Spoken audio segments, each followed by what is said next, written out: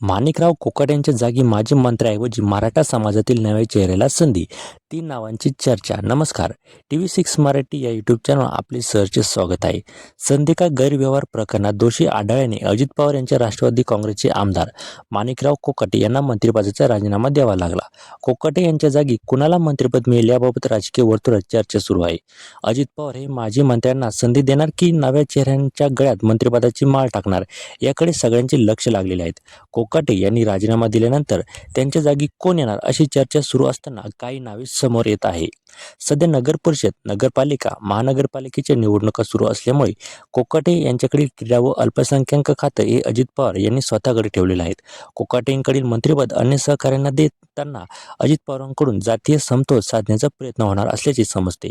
माजी मंत्री धनंजय मुंडे, अनिल पाटील, संजय बनसोडे हे या खात्यासाठी इच्छुक असल्याची माहिती सध्या समोर आलेली आहे.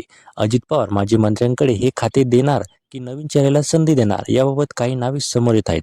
कोकाटेंच्या जागी मराठा समाजातील नेत्याकडे हे खाते जाईल अशी शक्यता वाटत आहे. असे झाले तर संग्राम जगताप, सुनील शेळके, प्रकाश सोळंके हे 3 नावे समोर येत आहे. दुसरीकडे कोकाटे यांच्या जागी नव्या मंत्र्याची नेमणूक ही जिल्हा परिषद निवडणुका संपल्यावरच होणार असल्याची माहिती सूत्रांनी दिलेली आहे.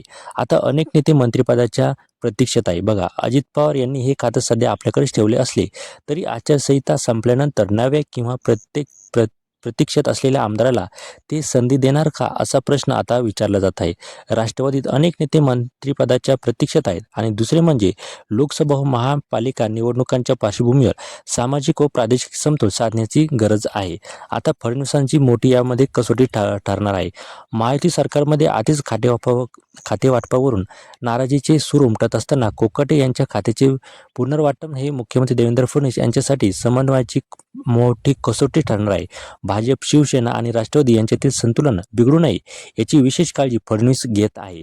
तुम्हाला यावर काय वाटतं? तुमच्या काय प्रतिक्रिया आहे? तुमच्या प्रतिक्रिया आम्हाला कमेंटमध्ये नक्की सांगा आणि आपल्या चॅनलवर नवीन असाल तर आत्ताच आपल्या चॅनलला सबस्क्राईब करून घ्या. धन्यवाद.